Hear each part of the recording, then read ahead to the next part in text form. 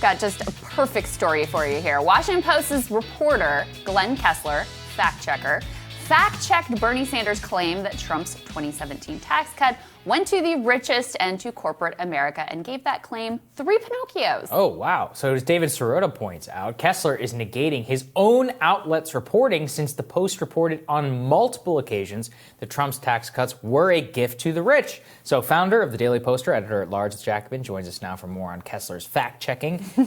David, it's good to see you, man. Thanks for joining us. Good to see you. Just break this down. I mean, Kessler's been at this for years. There's been so many fact checks, so many different times that he's outdone himself. But this one really seems to take the cake, literally contradicting his own paper's reporting for no real purpose that I can discern. Well, that's the part that's almost creepy, right? I mean, what Bernie Sanders said was not controversial. It's not even like a thing. Bernie Sanders said Donald Trump's tax cuts mostly went to the wealthy and large corporations. That's 100% true. I mean, there was one stat to help folks understand that is that about 72% of the tax cuts went to the top quintile of income earners. Mm-hmm. So that's not in dispute that Donald Trump's tax cuts benefited the wealthy and large corporations. By the way, incidentally, Amazon's tax rate went down to 0 in the years after Donald Trump's tax cuts. So the question that should be raised here is, why is a fact checker and why is a newspaper portraying a statement of the obvious under the rubric of fact-checking as something somehow controversial and a lie? And one thing to remember in the context of this is that a new president has just taken office promising to revise some of those tax cuts. So all of a sudden, this issue is germane to what's being decided in Congress. Bernie Sanders made that point that, the rich benefited disproportionately from these tax cuts. And the Washington Post fact checker, remember, and that's the key here, not a pundit, but somebody who is being promoted with the full force of the paper's news page, this pundit is putting this out in a way that is, I think, trying to influence the debate, trying to essentially preserve those tax cuts. 100%. Yeah. Well, and the choice of Bernie is interesting, too, because this is not this is something that Democrats, not just Bernie, but Democrats routinely say all the time on a daily basis because it's true and it's a very effective political attack on Republicans. This is the center of their midterm messaging that they did very well in last time around.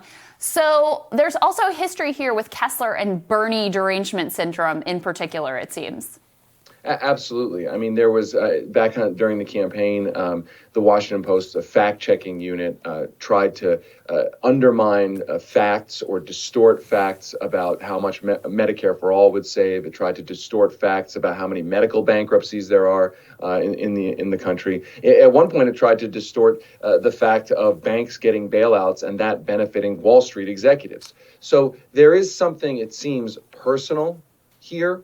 But I think the larger thing that's very concerning in a systemic way is how fact-checking has now become a weapon of ideology. Yes. Fact-checking was supposed to be the signal in the noise of misinformation. It bills itself. Its whole value is to say, hey, look, you may have heard this, you may have heard that, but we have rigorously checked the facts here to clarify what is true and what is not true.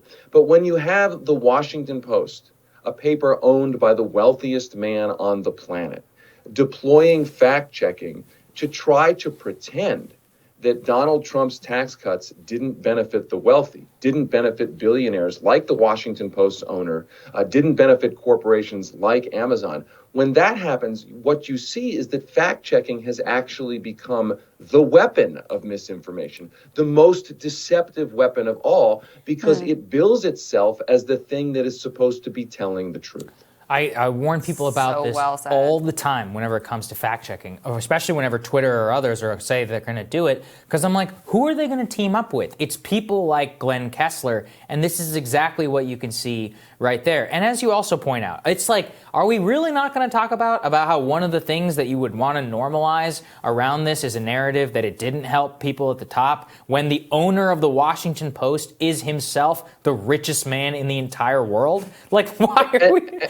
And let's put it all together. I mean, let's put it together with what we've seen from this newspaper in the last few weeks and months, which is to say that the newspaper has put forward content that is saying essentially giving people $2,000, giving middle-class people $2,000 would be a giveaway to people who don't need it. Meanwhile, our news page is also insisting that Donald Trump's tax cuts didn't benefit billionaires and large corporations. Now, look, one thing to be clear. It's not that Jeff Bezos is calling his reporters and saying, I want you to report this, I want you to report that. I mean, I don't think that's happening, and insinuating that that's happening, I think, is wrong.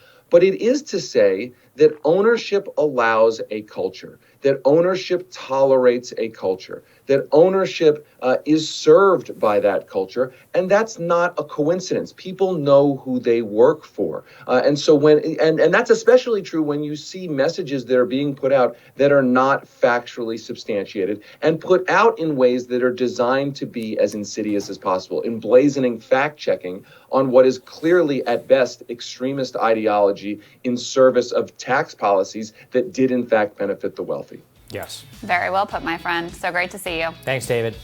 Thank you. We'll have more Rising for you after this.